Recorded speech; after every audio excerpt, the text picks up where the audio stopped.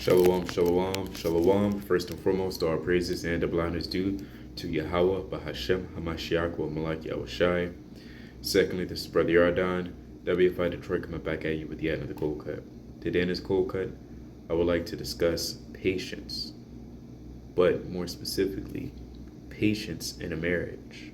Because a marriage is never easy, right? A lot of things in this life, it's not easy. But when it comes to marriage, patience is one of the main ingredients for you to make a good meal, if you have ears to hear. Because, some may liken it to a marriage into cooking, right? And there's a lot of components to cooking that you apply to a marriage. And of course, one of them is patience. And another is long suffering. For an example, if you're cutting up carrots, you got to bend over, you got to hold the knife a certain way, you got to be careful and diligent as well, right? Especially on how you operating with your tool, your instrument. And so we find a lot of those attributes or components, they translate into marriage, right? If your rib or if your spouse, I'll use that word spouse. If your spouse is sick, you shouldn't, request a million favors. All right, you got to be patient with them and understand that you have to help them as well. Or perhaps your spouse may be making mistakes. Forget brothers, you leave your clothes around sometimes, right? Or for a sister, she forget to wipe the counter, or whatever the case may be. I mean, there's a time and place for everything. There's a time for correction. But in this video specifically, I'm touching on how there's a time for patience as well.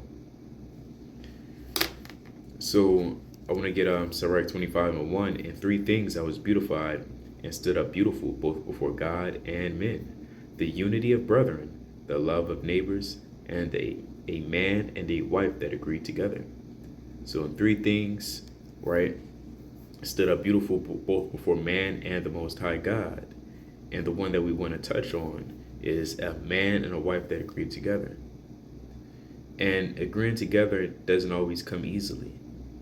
And that's okay, right? Because marriage is also a continuous, a long-lasting, how do they say, trial and error, right? There's always things you learn about your other spouse. There's always something you may have to adapt to. Right? It's a constant work. That's the point of the matter. It's constantly working. And you have to understand, even on a spiritual level, we're espoused unto the Most High God, right? Let's get that in Psalms chapter 40, verse 1. We're patient all the time with the Most High God. But, my question to Israel, are you patient with your spouse? Or are you always yelling at her?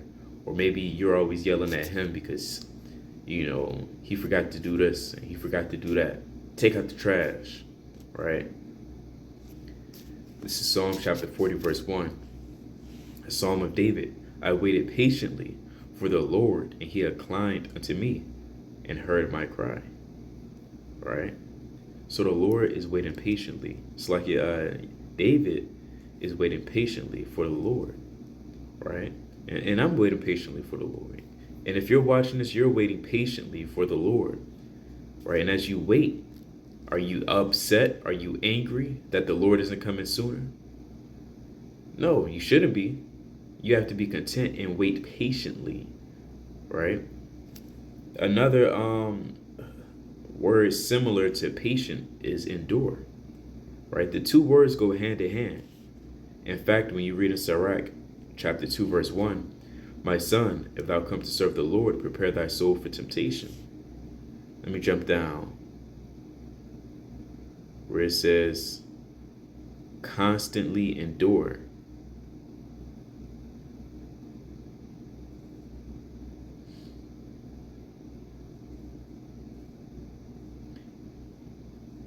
Where is it? Yeah, verse 2. Set thy heart aright and constantly endure. You have to set your mind right and constantly endure your marriage through the spirit and power of Yahweh Shemel Shai. Right? Because it may be times where it may be a little dry, or perhaps work may get the best of y'all, but you still have to endure and be patient with one another. You know, I don't want to get too explicit, but there may be nights where, you know, you may want to spend time together, but one may be tired or the other may have other work or whatever the case may be. You still have to be patient. Right? Understand that, you know, our lives in this truth is very heavy, and there's always work that needs to be done. So if certain needs or wishes aren't fulfilled, be patient with your spouse. That's all I'm saying. Just be patient with your spouse. All right, there's no reason for you to get irate and cause it, you know, arguments, things of that nature. This is Proverbs chapter 15, verse 18.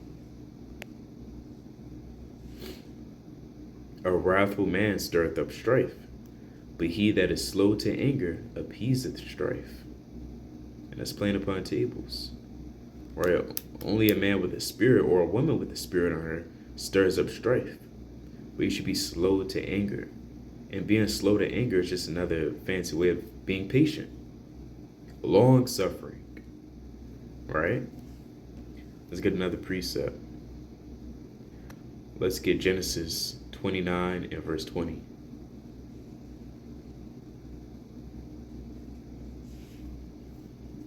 And Jacob served 7 years for Rachel, and they seemed unto him but a few days, for the love he had to her.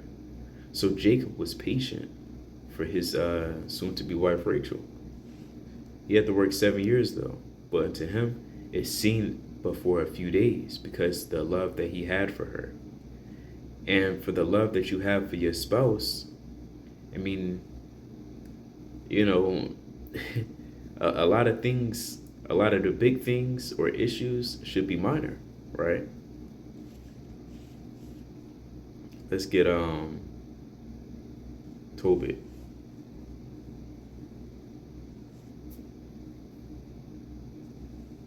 Chapter 2. Yeah, so Jacob was patient, right? For the love that he had for her was great. It was greatly kindled to the point where working years just felt like a few days. That's a beautiful display of love, right? And you have to ask yourself, well, damn, when have I loved my spouse to that degree, right? Or to that effect or force that Jacob loved his wife. So I want to get one more in Tobit. I'll probably close out for the sake of time. I like this account. So let's get Tobit chapter 2, verse 11. And my wife Anna did take woman's work to do. And when she had sent them home to the owners, they paid her wages and gave her also besides a kid. And so I'm not going to get the entire account, but I'll summarize the second chapter. Right? Tobit, he became blind. He was doing the work, but shortly after he became blind by bird's dung. And obviously when you're blind, you know, that enables you, or disables you rather, to perform your duties as a man, or anybody for that matter. But nevertheless, Tobit chapter 2 verse 11, and my wife did take woman's work to do. So she took up a job. And it was natural for women to have jobs back in the ancient world as well. It tells you that something similar in Exodus, the 35th chapter, and even in Genesis, if I'm not mistaken, when Abraham sent a servant to find a wife for his son Isaac, he found women at the well. Right, women at the well, they weren't just lollygagging, playing around and gossiping. They were bringing water. And last time I checked, carrying a gallon of water or two can be pretty heavy. So women had their work as well, even in the past life. Now, you know, it's not really a video on whether you want your wife to work from home or work in general, but I'm just giving a rundown of Tobit chapter 2 verse 11. And my wife Anna did take woman's work to do. And when she had sent them home to the owners, they paid her wages and gave her also beside a kid, not an actual baby, not a little Israelite baby from the tribe of Manasseh, right? But a kid is just simply a goat. Verse 13. And when it was in mine house and began to cry, I said unto her, From whence is this kid? Is it not stolen? Render it to the owners, for it is not lawful to eat anything that is stolen. And so here we find Tobit, getting pretty irate. He believes in his heart that this kid was stolen. Verse 14. But she replied unto me, It was given for a gift more than the wages. Howbeit, I did not believe her, but bade her render it to the owners, and I was abashed of her, pretty ashamed. But she replied upon me, Where are thine alms and thy righteous deeds? Behold, thou and all thy works are known.